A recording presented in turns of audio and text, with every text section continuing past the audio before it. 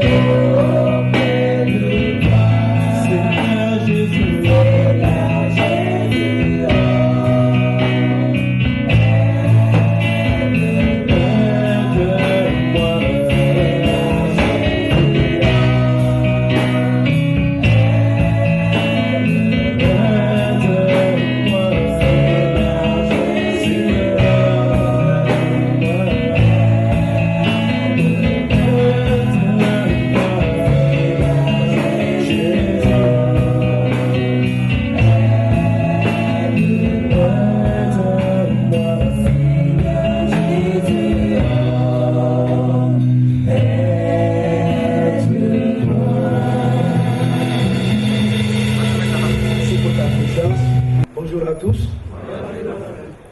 Pour nos auditeurs qui nous prennent en direct, en marche, je voudrais vous saluer dans le précieux nom du Seigneur Jésus-Christ.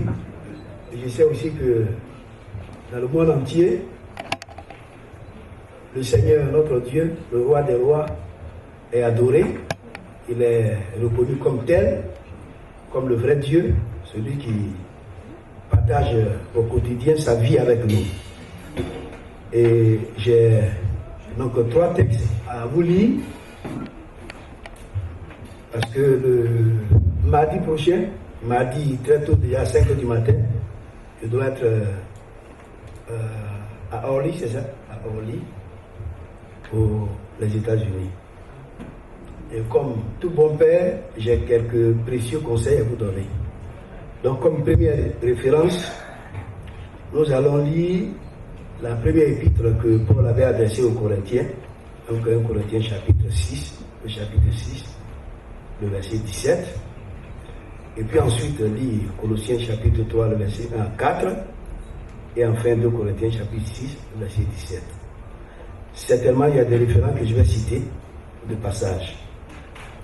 Et je voudrais que qu'un lecteur, quelqu'un qui est déjà prêt, on lise la première référence, 1 Corinthiens, chapitre 6, le verset 17, à haute voix.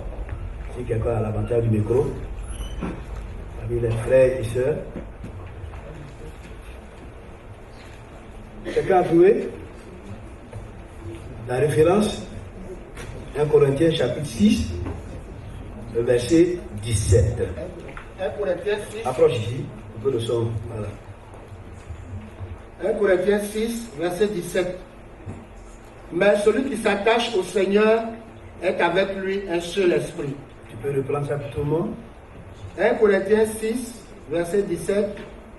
Mais celui qui s'attache au Seigneur est avec lui un seul esprit. On continue avec la deuxième référence. Colossiens chapitre 3, les 4 premiers versets. Chapitre 3. Ouais.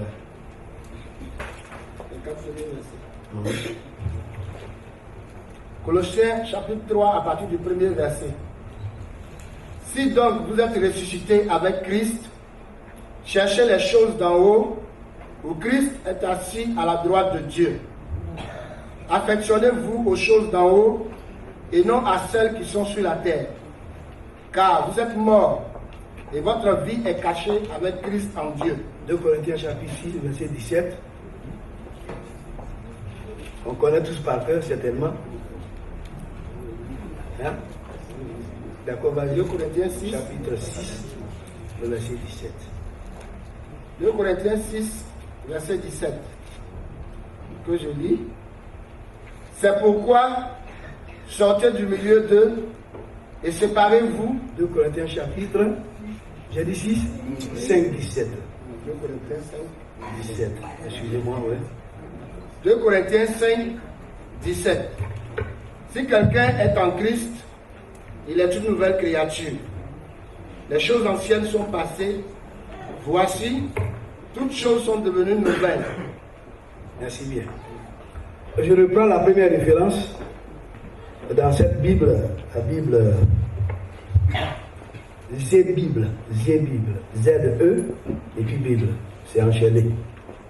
Donc on peut le lire comme Z-Bible, Z-Bible, Z-Bible. Et voici ce qui est écrit dans la version aussi en français courant. Il est écrit, mais celui qui s'unit au Seigneur devient spirituellement avec lui un seul esprit. Mais celui qui s'unit au Seigneur devient spirituellement avec lui un seul esprit. Je veux vous encourager, parce qu'il y a plusieurs serviteurs de Dieu qui aujourd'hui tordent le sens de la parole de Dieu, qui prêchent par motif d'intérêt. Et tout ce qu'ils disent, c'est dans le but de nous séduire. On a constaté que dans les derniers moments, dans ces derniers temps, nous voulons qu'on nous dise tout ce qui est bien, tout ce qui est bon. On dit qu'on sera heureux, et c'est vrai que le chrétien doit être heureux. On dit que nous sommes dans la chair, et c'est vrai que nous sommes dans la chair, mais l'Esprit de Dieu habite en nous. Qu'on dise que le chrétien réussit facilement, même s'il ne travaille pas. Alors que notre Dieu dit que celui qui ne travaille pas ne mange pas non plus. Donc il y a beaucoup de choses qu'on nous dira. Si ton mari s'est séparé de toi, tu n'es pas obligé de l'attendre. Alors que la Bible dit aussi que quand on se marie, on devient une seule chair. Et ce lien est un lien indissoluble.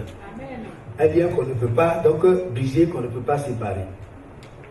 Et le seul qui a cette force, dans une parenthèse, c'est la mort.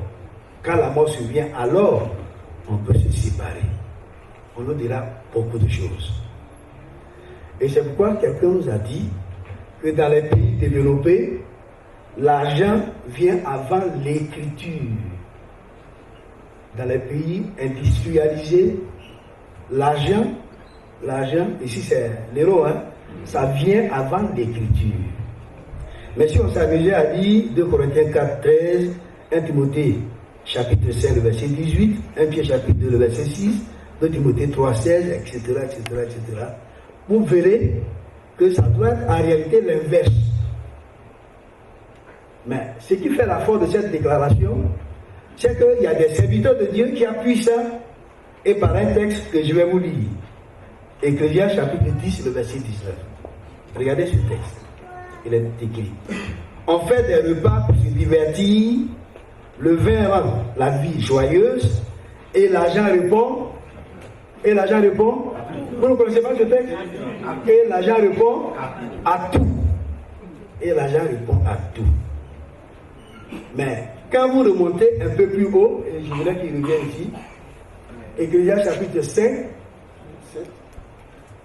Ecclésiaste chapitre 5, tu as un micro là-bas, donc vas-y. Le chapitre 5, verset 10,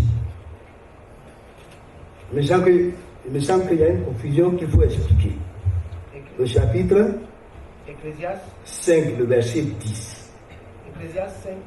Verset 10. Bon, viens ici, il faut qu'on aille rapidement. Ok. Ecclésiaste 5, verset 10. Que je lis.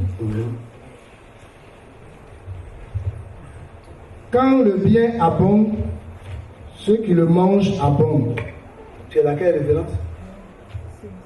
5. le chapitre, j'ai dit quoi? Le chapitre? Tu as dit Non, chapitre 5. 7, hein? Chapitre 5. C'est ce que je lis là. C'est ça que tu lis? Lis le verset 10, mais moi. Alors le verset 10. Quand le bien abonde, Ecclésiaste 5, 10, hein? Oui, vas-y. Et là, je commence à parler du verset 9. Vas-y. Alors, quand le bien abonde, ceux qui le mangent abondent. Et quel avantage en revient-il à son possesseur? Et qu'est-ce que le verset 10 dit? C'est le verset 10 que je suis en train de lire. Ah, c'est le verset 10. Donc lis le verset 9. Verset 9. Oui. Celui qui aime l'argent n'est pas rassasié par l'argent, et celui qui aime les richesses n'en profite pas. Parce que dans cette version, c'est le verset 10 qui dit la même chose. Donc on comprend clairement que celui qui aime l'argent n'en est pas rassasié. Et d'ailleurs, ça lui fait souvent défaut. Mais je vais revenir sur le même verset qui a été lu, mais cette fois dans son contexte. Parce qu'ici, je vais vous lire dans cette version et vous allez voir que c'est différent. Au verset 16, il est écrit, lis pour toi d'abord la première fois, au verset 10. Verset 10, Oui. toujours 5, 10. Hein? Oui, vas-y. Quand le bien abonde, Non, verset 9 alors. verset 9. Oui. Celui qui aime l'argent n'est pas rassasié par l'argent, et celui qui aime les richesses n'en profite pas. C'est encore là une vanité. Maintenant, revenons au chapitre 10, Au chapitre 10, le verset 19. d'accord. Chapitre 10, verset 19. Oui. On fait des repas pour se divertir. On fait des repas pour se divertir. Le vin rend la vie joyeuse. Le vin rend la vie joyeuse Et l'argent répond à tout. et l'argent répond à tout. Il est écrit ici, les grands préparent un repas pour se divertir. Le vin leur rend la vie gaie et l'argent leur permet de tout obtenir. Donc quand on revient dans ce contexte-là, ici, on comprend mieux ce qui est écrit là-bas. Ici, il s'agit des fortunés, des gens qui ont l'argent, les grands. Il est écrit, les grands préparent un repas. Les grands préparent un repas.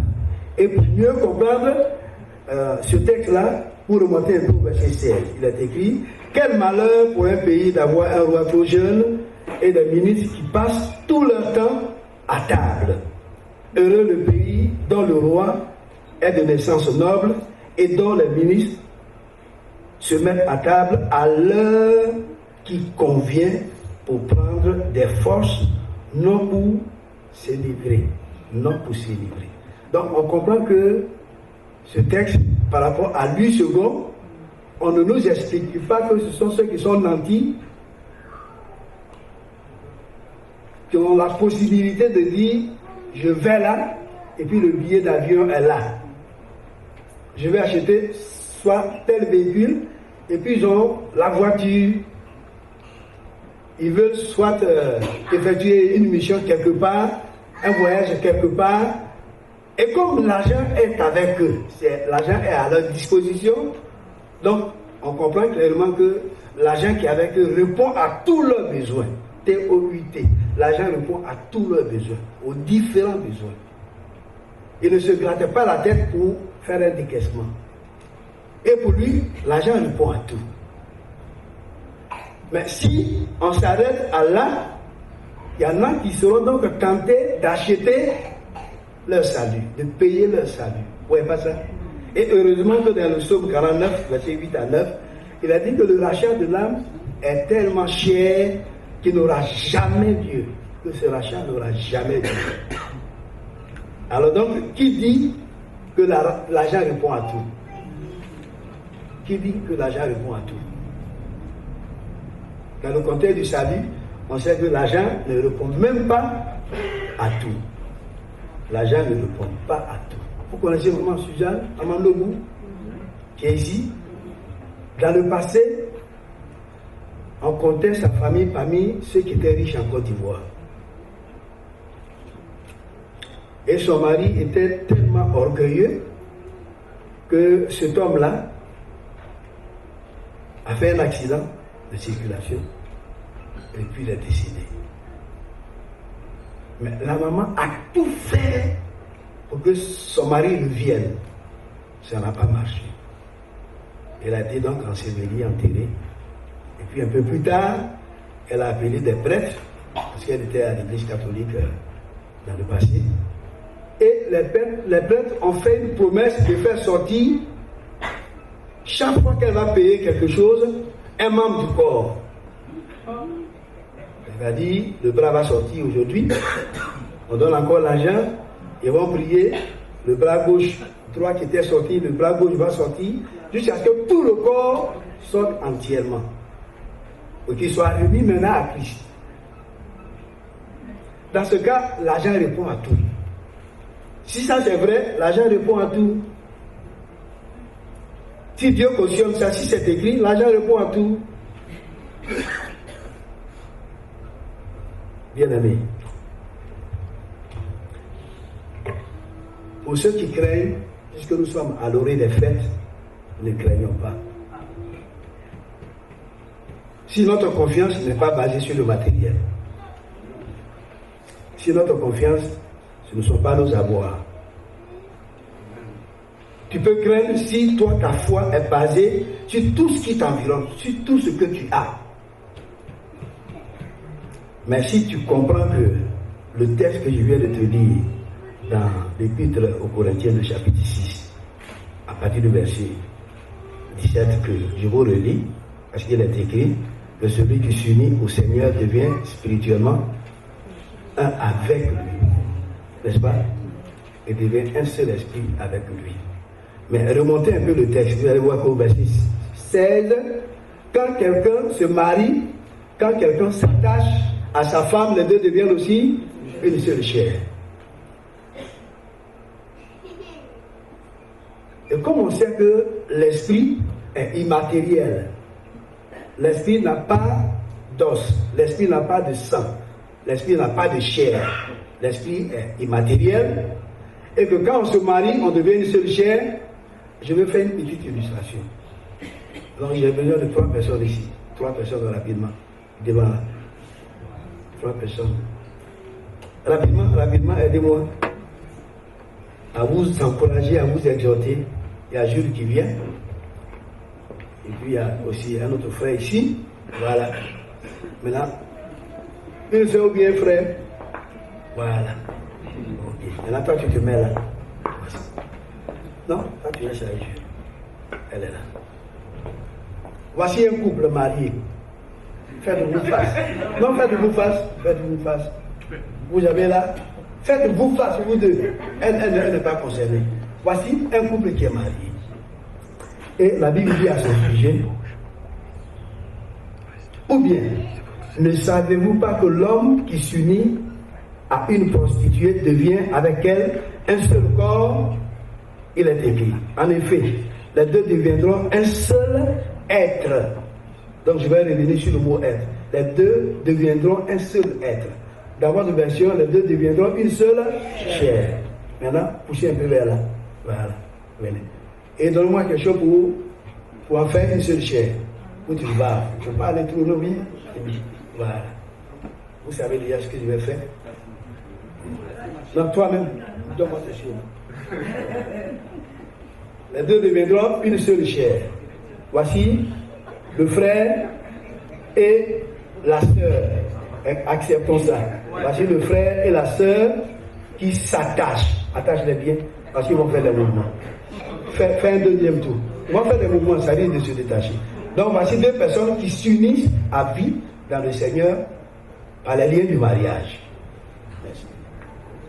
Et ces 2 personnes deviennent une seule chair. Vous pouvez vous toucher. Est-ce qu'on peut toucher la chair? Voilà. Et ici, par contre, viens là. Voilà, laisse là. Va un peu en arrière, ma fille. Voilà. Au verset 16, voici un couple. Au verset 17, un autre couple. Le deuxième, c'est qui? Bon, le premier, c'est la... Non, disons la première, c'est la sœur. Et le deuxième, c'est qui? Verset 17. Mais celui qui s'unit, mais celle qui s'unit au Seigneur deviens spirituellement avec lui un seul esprit. Où est ton partenaire? C'est toi qui parles. Où est ton partenaire? C'est Jésus. Est-ce que tu le vois? Tu peux le toucher? Est-ce que tu es sûr que vous deux vous êtes unis à vie? C'est pas amen. Est-ce que tu es sûr que vous êtes... Est-ce que tu es sûr que vous êtes unis à vie? Voilà. Que ton vie soit... Voilà. On n'a pas dit que ton amen soit amen. Que ton vie soit oui. Vous voyez, dans les deux cas de figure, ce cas enseigne mieux le deuxième cas de figure. Et si nous comprenons le premier cas, on va aussi comprendre rapidement et facilement et de façon intelligente le deuxième cas. Les deux sont liés ici à vie. Et il est dit à leur sujet, quand vous lisez Romains chapitre 7, que rien ne doit les séparer. Est-ce que ça veut dire qu'ils ne vont pas se séparer un jour? Ils peuvent se séparer, ça peut arriver. Parce qu'ils ne vont pas s'accorder, ça peut arriver. Mais si ça arrivait, l'un attend l'autre, et l'autre aussi est obligé d'attendre son partenaire adverse. Aussi longtemps que ça va durer. Est-ce qu'on est d'accord d'abord avec ça? Vous êtes d'accord avec ça? Aussi longtemps que ça va durer, il serait obligé de faire des démarches de réconciliation. Si le mariage est bien établi, s'il est fait en présence des deux parents, si l'Église a aidé à mettre en place ce lien, et l'Église l'a béni. Maintenant, dans le deuxième cas de figure, si quelqu'un est en Christ, revenez dans 2 Corinthiens, et vous allez voir ça rapidement. 2 Corinthiens chapitre 5, pour comprendre encore ce deuxième cas de figure. Dans ma version, il est écrit, dès que quelqu'un est uni au Christ, il est un être nouveau. Ce qui est ancien a disparu, ce qui est nouveau est là. Ce qui est nouveau est là.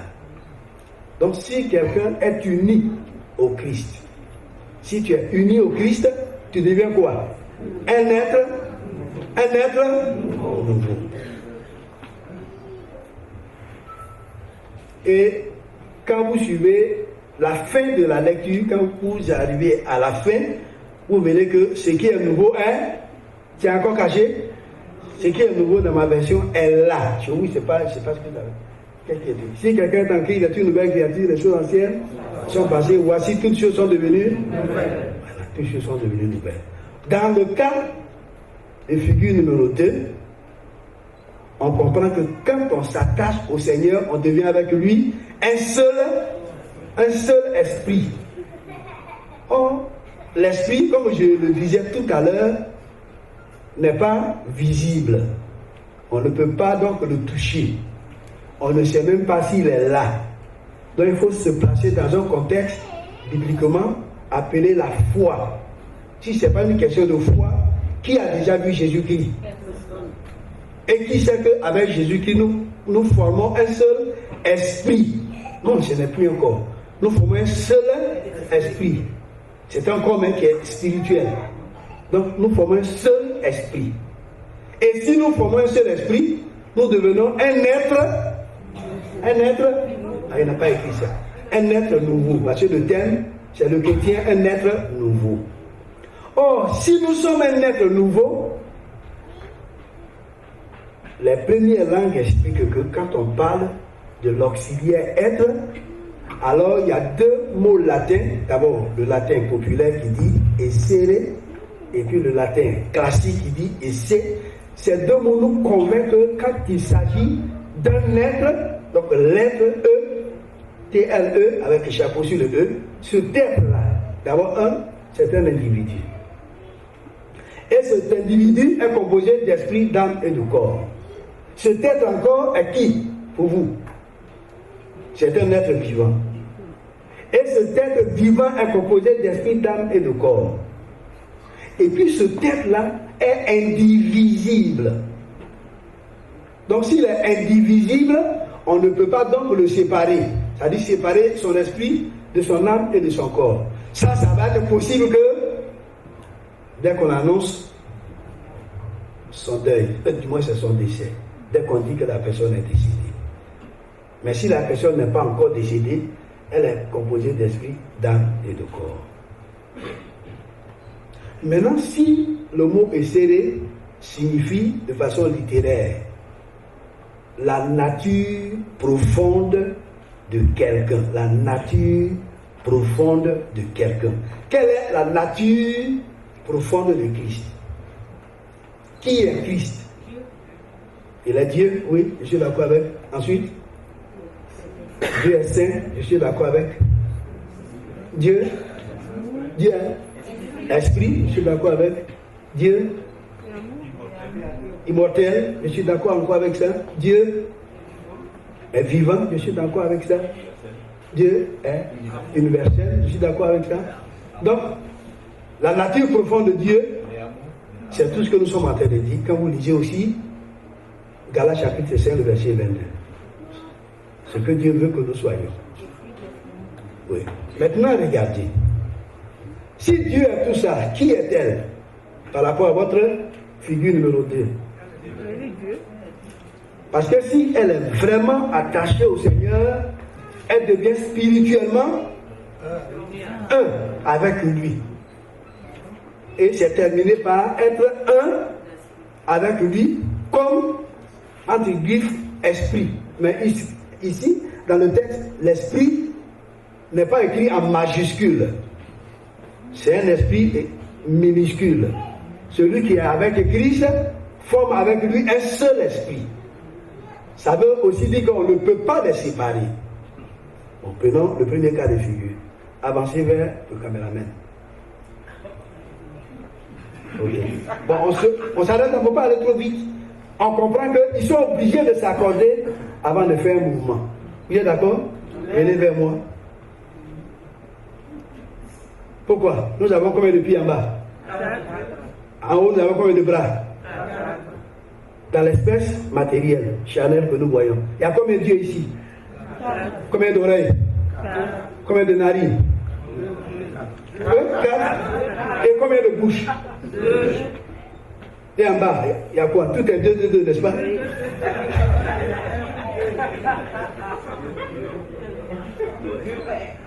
Donc, si la femme prend des décisions sans l'homme, les deux ne tiennent pas le même langage.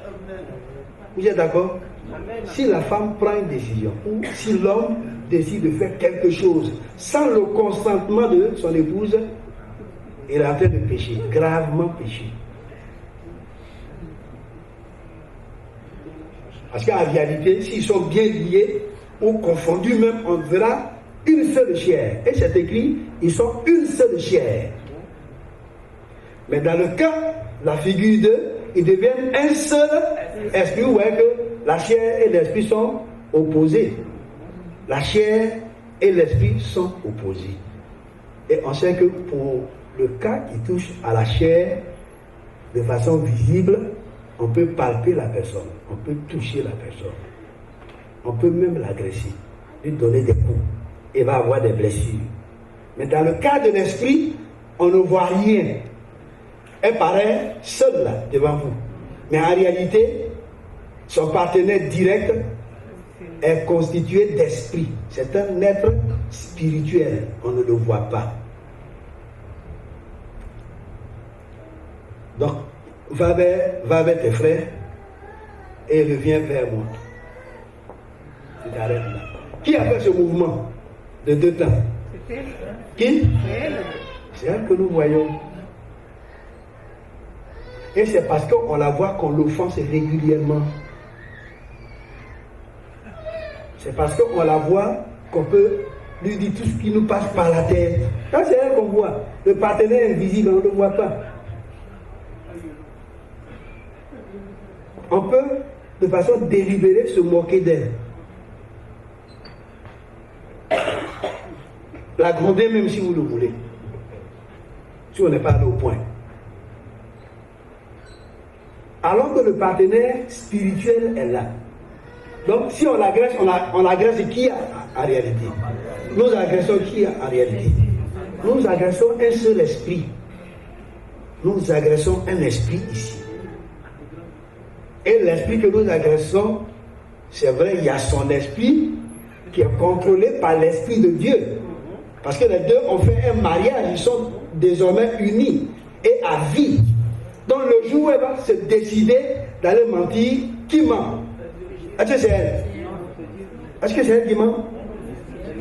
Il y a une communion là que nous voyons. Ouais. Donc si elle ment, elle fait mentir qui? Hein? Mais si jamais elle fait mentir l'esprit, c'est grave pour elle. C'est compliqué pour elle. Donc elle est obligée même de chercher des protecteurs à côté. Parce que celui qui doit la protéger là, elle le fait menteur.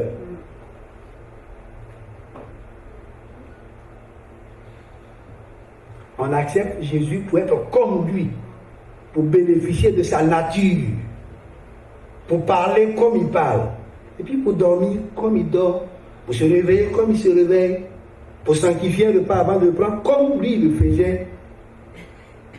C'est vrai qu'on ne le voit pas, mais il est là parce que les Écritures affirment ça avec force. Maintenant, si vous prenez les deux cas, ils sont mariés, il y a l'homme, il y a la femme. Est-ce que l'homme qui a fait la paix n'est pas un seul esprit avec Jésus-Christ? Est-ce que la femme aussi qui a fait la paix n'est pas aussi un seul esprit avec Jésus-Christ? Donc on comprend que en Christ, ce n'est plus cette affaire de femme et d'homme. Parce que c'est l'Esprit de Dieu qui prime. C'est l'Esprit de Dieu qui influence nous, notre esprit. C'est lui qui nous conditionne. Et c'est pourquoi il nous demande de produire de nouveaux comportements. Et on est obligé de produire de nouvelles attitudes. Et on est obligé en Christ de marcher maintenant comme il marche, de parler comme il parle, avec beaucoup de sagesse, sans blesser son prochain. Parce que le deuxième commandement veut que si j'aime Dieu de tout mon cœur, de toute mon âme, de toute ma force, tout ce que vous savez, que le deuxième qui vient me commande aussi d'aimer mon prochain comme je m'aime moi-même. C'est ça, non? Donc pourquoi offenser mon prochain? Pourquoi le mettre au tapis ou au banc des accusés? Tous les jours, on va se cirer, se brosser les dents avec ces problèmes que nous connaissons. Tous les jours, on va en parler. Nous blessons qui? Nous offensons qui? D'où nous viendra le secours? Quelle est cette force qui va nous alimenter? Qui peut nous protéger de ceux qui sont tapis dans l'ombre? Qui veulent toujours des victimes par accident, par suicide et par bien d'autres choses.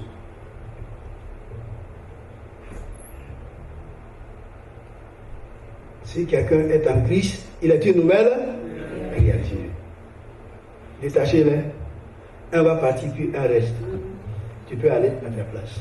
Je prends un ici.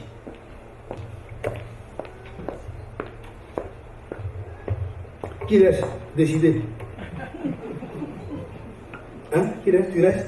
C'est lui qui reste? Ok. Quand le soir est tombé sur toi, viens vers là. Si quelqu'un est en Christ, dans ma version, il est dit que ce qui est ancien a disparu. Ce qui est ancien a disparu. Ce qui est anti-nous, A-L-T-I-N-U, anti-nous a disparu. C'est-à-dire ce qui est ancien. Tu peux nommer ce qui était ancien dans ta vie? En petit tiret comme ça. Ouais, ce qui était ancien. Ce qui était ancien. Ouais. Parle fort, hein? Oui.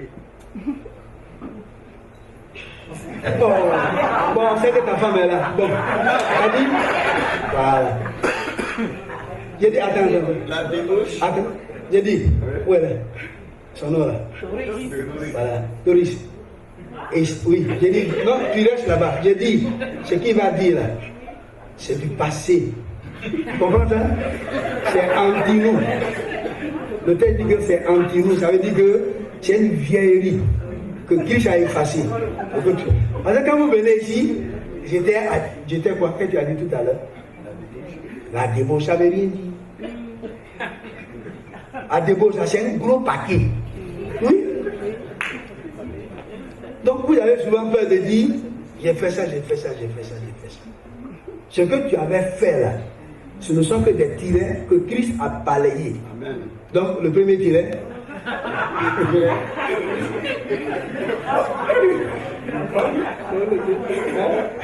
le vol, je volais avant. Oui, c'était un voleur fin. Voilà. J'étais idolâtre. Idolâtre. Je courais les marabouts, féticheurs. Oui. Et vraiment beaucoup d'autres choses. Que tu ne peux pas imaginer. Et ces choses sont passées. Et c'est pourquoi quand vous lisez Colossiens qu'on vient de lire, il a dit que si nous aimons le Christ, attachons-nous aux choses qui sont en haut. Travaillons, affectionnons-nous aux choses d'en haut. Aujourd'hui, il y a étude biblique, on ne te voit pas. Il y a délivrance, tu ne viens pas, tes démons sont toujours cachés en toi. Et tu nous embêtes avec ces esprits, parce que tu ne viens pas pour qu'on les chasse. Dieu veut nous exhorter, tu n'es pas encore là. Tu ne veux pas qu'on mette des points sur les i pour te redresser, te corriger. Tu n'es pas donc au programme normal de Christ. Ou bien, tu tires les programmes. Parce qu'il y en a qui t'intéressent, il y en a qui ne t'intéressent pas. Si nous nous affectionnons aux choses d'en haut, on a entendu des annonces qui nous invitent à participer, à contribuer pour que le corps de Christ s'épanouisse. Est-ce que tu es concerné? Ça, ce sont les choses d'en haut. Quand on entretient la vie de l'autre, quand on peut lui venir en aide, être un secours pour lui, une assistance pour lui.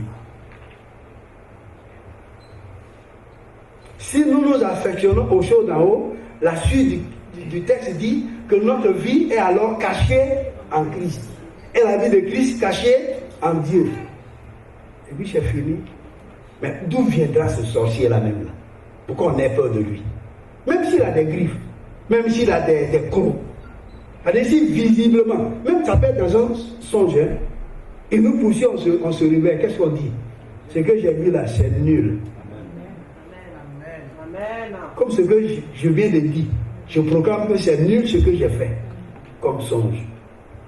Ça ne me regarde pas, parce qu'il est aussi écrit, il y en a qui dorment, et puis ils se rendent compte qu'ils mangent. Et dans le même sommeil, ils se rendent aussi compte qu'ils boivent. Mais quand ils se lèvent, leur ventre est vide. Vous n'avez jamais lu ça dans l'écriture? Il y a quelqu'un qui m'a abordé et qui a dit, toute la nuit je mange. Et je lui ai dit, mais quand tu te lèves, c'est comment? Il dit, le ventre est vide, c'est qu'il n'y a rien. Mais il veut que je lui dise qu'il est sorcier. Et comme il a insisté, j'étais obligé de lui dire que je connais un frère qui, dans son songe, a mangé de la viande fraîche. Et quand il a avalé la viande, c'est resté là dans sa gorge. Il a commencé donc à rendre ça, mais ça n'a pas marché, jusqu'à ce qu'il se réveille. Et quand il s'est réveillé, effectivement, il allait dans la cour, et il a essayé, parce qu'il sentait que la chose était là. Quand il a fait, il s'est rendu compte que la chair, je ne sais pas de quelle chair il s'agit, mais la chair est tombée. Et les mouches ont commencé donc à se déposer là-dessus. Je lui ai dit que ça ressemble à la sorcellerie. Et c'est la peur qui fait qu'on appelle tous les jours les pasteurs pour qu'on interprète vos songes. Parce qu'il y a eu ça. Je dormais, il y a eu ça. Et on commence à avoir des devins ici. Ouais. Et il y a des pasteurs qui se plongent dans ça, ils vont commencer à expliquer les songes. Toi-même là, est-ce que tu es uni au Christ? Ça, c'est la première question. De deux, si tu es uni au Christ, vous devenez un seul esprit. Donc, si vous êtes un seul esprit, ta vie est cachée où? En Christ. Et la vie de Christ est cachée où? En Dieu. Pendant que tu t'affectionnes aux choses d'en haut, mais quel est ce sorcier venimeux qui peut te tuer? Il vient de quelle loge? De quelle pyramide? Avec l'œil en haut pour t'atteindre.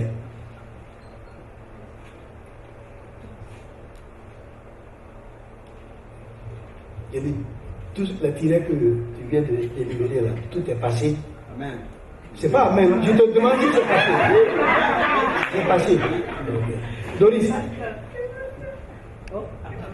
Il est clean. Va t'asseoir. Va t'asseoir.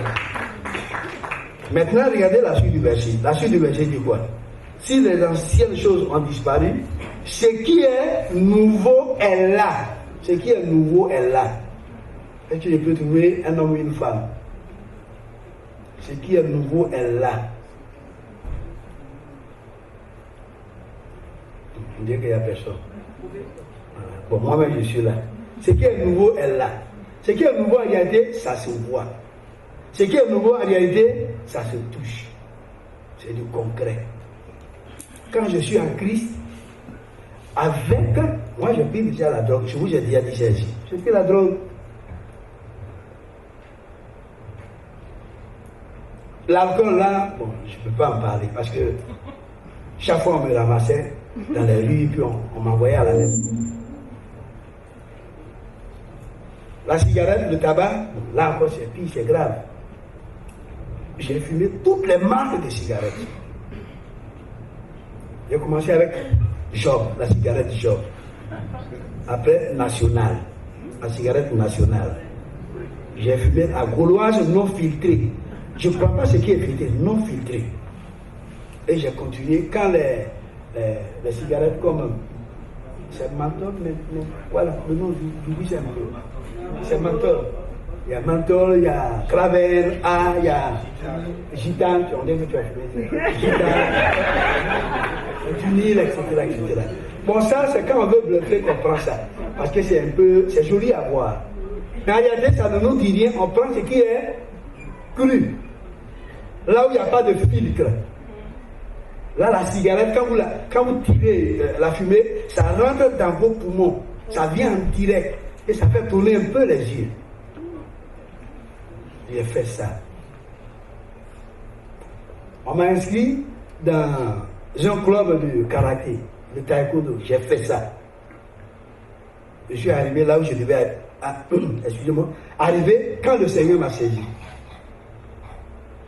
Je vous ai aussi dit que j'ai entraîné quelques agents des forces de l'ordre en Côte d'Ivoire, à la police nationale. Et c'est à force de tout ça qu'un jeune homme, un burkinabé, un frère, il est devenu pasteur, il a retrouvé ensuite, a cherché à tenter de me détruire et ça n'a pas marché. Je vous ai déjà dit ça ici. Où il tentait de me mettre dans un cadenas et finalement, c'est lui qui était le sujet privilégié du diable. Et comment il s'en est sorti? Je l'ai invité à l'église et puis Dieu l'a libéré. Mais dites-moi, si je n'étais pas en Christ, est-ce que je serais là aujourd'hui? Mais il y a des années de cela, mes os sont foutus. Tout est parti. Peut-être que je serai en enfer. Parce que je vous apprends que Dieu m'a montré l'enfer. Je suis arrivé dans un lieu où il y avait un monsieur qui commandait là-bas. Quand il a appris que je venais d'arriver, il dit: ah, ça c'est bien. Et dans mon ethnie, j'ai entendu des gens dire: mais cet homme-là est venu ici, mais c'est grave pour lui.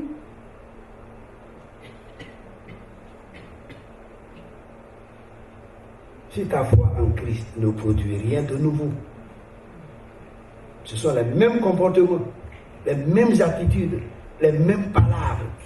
Tu engueules n'importe qui. Il n'y a plus de personnes âgées pour toi. On est en France. Ce sont les enfants qui sont privilégiés. Après, les enfants, ce sont les femmes. C'est pas ça? Ça, c'est la loi de la France. Ce n'est pas la loi divine. Et puis, à cause de tout ça, le mari a touché, même la toux qui devait quand même te mettre à l'aise, cette toux-là, ça devient une convocation. Et dans la deuxième étape, s'il ne se ressaisit pas, il va aller répondre pour ça. Et puis après, il quitte la maison. Et non seulement il quitte la maison, s'il y a un enfant au milieu, là c'est compliqué, parce qu'il va donner quelque chose à chaque fin de mois. On va lui prélever ça. C'est ça ou c'est pas ça? C'est ça, non? Ça, c'est la France qui fait ça. Mais Dieu ne fait pas ça. Donc, ce qui est nouveau là, on doit voir ça. Je dis bien, ça se voit, ça se touche, ça se constate. La façon dont tu parles maintenant, c'est que tu es né de nouveau. Qu'il y a quelqu'un de doux en toi. Oui, il est tellement doux et sage. C'est lui qui parle maintenant. Quand il y a un souci, un problème, dès que toi tu lèves la main, que tu interviens, les gens sont à l'aise. Parce qu'on te comprend clairement, on voit que tu rassembles, tu ne disperses pas. Si ta foi ne produit pas tout ça, ce n'est pas la peine. Ma foi est dans mon cœur, c'est vrai, ça commence par là. Et puis après, ça sort sur le corps. Vous voyez pas ça? Il y a des maladies qui commencent dans le corps, à l'intérieur des dents, et puis ça apparaît sur le corps. Quelle maladie par exemple? La variole, etc., etc. Ça commence à l'intérieur, puis ça sort après. Pour toi, là, ça ne sort jamais. Pourtant, tu as fait un mariage célèbre avec le Seigneur. Un grand mariage. Le diable le sait, les démons le savent, les anges le savent, les chrétiens le savent, le corps universel le sait, que celui-là, il est enfant de Dieu. Et pendant que nous disons que tu es enfant de Dieu, les gens rient. Ils rient parce qu'ils savent que tu n'es pas enfant de Dieu. Pourquoi? Ah, tu continues de les insulter. Pourquoi? Parce que tu continues de les engueuler. Pourquoi? Parce que tu continues de mal te comporter. Il n'y a aucun changement en toi. Prenez votre texte. 1 Corinthiens chapitre 6, le verset 17. Et on va encore le relire. Ouais, le chapitre 6, j'ai dit. Chapitre 6, le verset 17. Vous avez 2 Corinthiens 5, 17. Et aussi vous avez 1 Corinthiens 5, 17. On se comprend? Ok. 1 Corinthiens chapitre 6, du moins, excusez-moi, 6, verset 17. C'est ensemble qu'on va le confesser. Et puis je vais terminer. 1 Corinthiens chapitre 6, verset 17. 1, 2 et 3. Mais celui qui s'attache au Seigneur est avec lui un seul esprit. On reprend 1, 2, 3. Mais celui qui s'attache au Seigneur est avec lui un seul esprit. Mais celui qui s'attache au Seigneur est avec lui un seul esprit. S'il a un seul esprit, donc on ne peut pas le séparer de Christ. On ne peut plus le faire. Le totem peut-être. Ce qui peut faire qu'il va y avoir séparation. Ou divorce, c'est quand le péché est consommé. C'est quand on a péché qu'on ne veut pas se repentir de ce péché. Il peut arriver qu'on pêche. Mais si on pêche, on ne reste pas dans le péché, on ne demeure pas dans le péché. Et c'est parce que les disciples vivaient de cette façon, quand vous lisez Acte 11, 26, que pour la première fois à Antioche, parce que le vrai nom qu'on comptait, c'était le nom des disciples. Pour la première fois à Antioche, ceux-là, pour se moquer d'eux, on les a appelés chrétiens. Elle dit celui qui est mort avec le Christ sur le bois. Celui qui s'est dit crucifié aussi, comme Jésus l'a été. Et il y a plusieurs textes, le chapitre 16, le verset 28. Le roi même Agrippa a dit à Paul, tu es en train de tenter de me convaincre pour devenir chrétien. Tu veux que je devienne chrétien? Une façon de se moquer de l'apôtre Paul.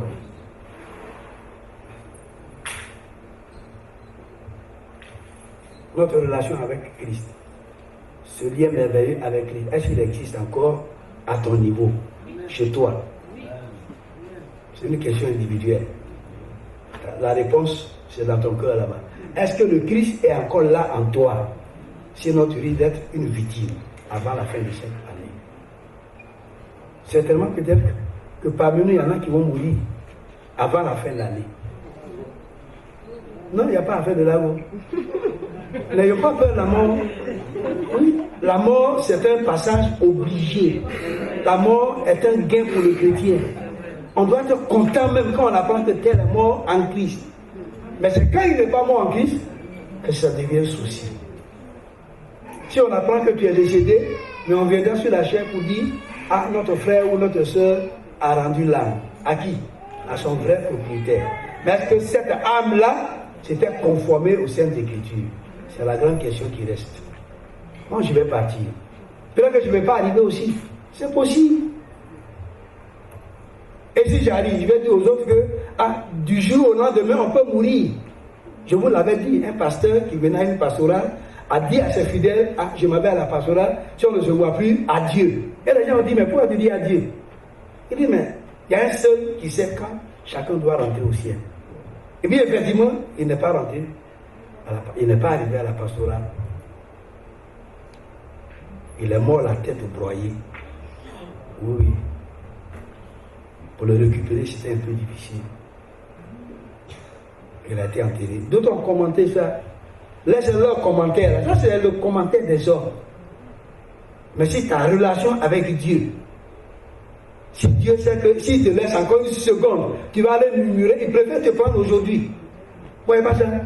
Si Dieu qui te connaît, il sait que après avoir entendu cette parole, tu as remis ta vie en ordre, et que dans une semaine tu vas aller pécher, il dit ma fille ou bien mon fils, allons à la maison.